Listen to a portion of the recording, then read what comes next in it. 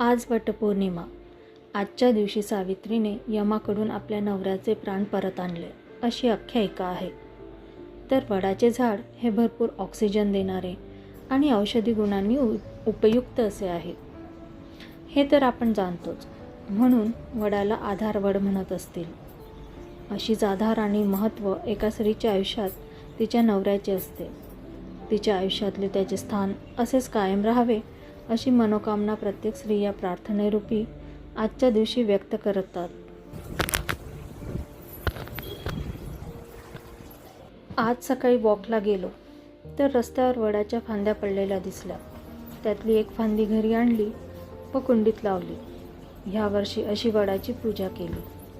आता असा मानस आहे की त्या फांदीपासून रोप होईपर्यंत कुंडीत वाढवायचं आणि नंतर त्याचे योग्य प्रकारे वृक्षारोपण करायचे.